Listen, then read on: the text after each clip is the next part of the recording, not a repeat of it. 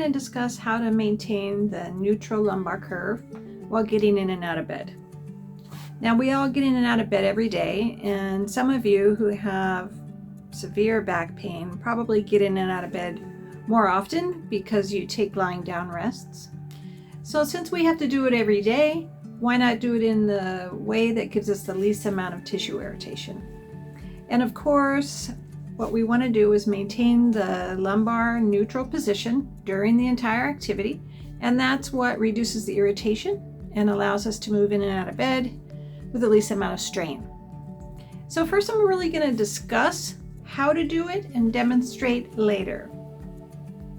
So let's talk about the way most people get in into bed. So a lot of people sit down, they swing their legs up onto the bed first, and then put their elbows down and slowly start to lower their upper body down into bed. Now basically what that is a reverse sit-up. So if you can't do sit-ups well, a reverse sit-up is going to be no easier. And really what happens during a reverse sit-up position type movement is that it strains the back. Because the abdominal wall is not strong enough to do this on its own, it does transfer some of the pain into your strain into your back. So in order to avoid that, we want to avoid that type of movement into the bed. So which way to do it correctly? What I recommend is to sit at the edge of the bed, and rather than swinging your legs up, put your hands onto the bed, both of them, and start to move into a side lying position first. As you move down towards your side, you can allow your legs to swing up. They act as your body will act as a counterweight and help you to lift those legs up. And then the first position that you're in when you get in bed is lying on your side. From that position, you're going to roll onto your back or the other side, whichever way you want to sleep. During that rolling movement, it's important that your knees and your hips and your shoulders move together like a log, rather than segmentally, your legs first and your shoulders later. So you want to roll back into the bed in this log roll type of technique, and then onto the other side if you need to. On the way up, you're going to do the same thing. You're going to roll whatever direction you need to get to the edge of the bed, and then you're going to be in this sideline position at the edge of the bed. You're going to slide your feet forward so that your knees and your feet are over the edge of the bed. 2 hands in front of your chest, and push up with your hands while your legs drop down the other side. So again, your legs are now acting as a counterweight to help lift the upper part of your body up.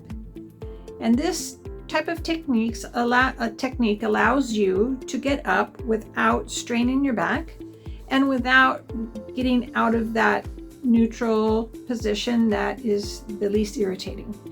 So if you can just avoid the sit-up and reverse sit-up positions that a lot of people use getting in and out of bed, that is going to immediately have an effect on your pain. So if you can stop doing that type of irritating activity every single day, and instead using this technique where you lie on your side first to get into bed and on your side first to get out of bed, it should start to make a change right away. Now I'm going to demonstrate the correct way to get in and out of bed without straining your back. So I'm going to have you scoot back onto your bed. 2 hands in front. Shoulder comes down while the feet come up. And then to get onto your back, shoulders, hips, and knees move together like a log. It's called a log roll. Coming back, same thing. Roll to your side. Push up with your arms while your legs come down. This reduces strain on your lower back and, in addition, reduces pain. So think about it.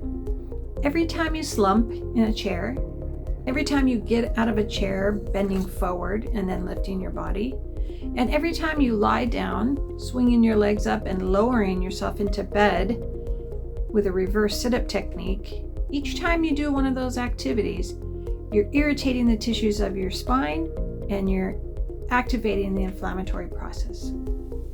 So if you have chronic low back pain, you already have an inflammatory process that hasn't resolved on its own. Now imagine if you can incorporate these 3 activities and these irritants out of your daily life. You can imagine it will give the body a chance to resolve some of this overactive inflammatory activity that goes on. So as a reminder, the 3 things we talked about: maintaining lumbar neutral position in sitting by using a lumbar pillow or towel roll, maintaining the lumbar curve during a sit to stand transition where you keep your chest up, back curved in slightly, and push up with both arms and legs while you're getting straight up rather than bending forward. And also number 3, getting in and out of bed with the correct lumbar curve, meaning that you sit down, put both hands in front of you, swing your legs up, and lie down on your side first, and then roll using a log roll onto your back. And the same getting out. So my suggestion is to try these 3 techniques, reducing those 3 irritants from your life, and see what happens over the course of a week. And I believe that if you can incorporate these on a daily basis, you'll notice a change.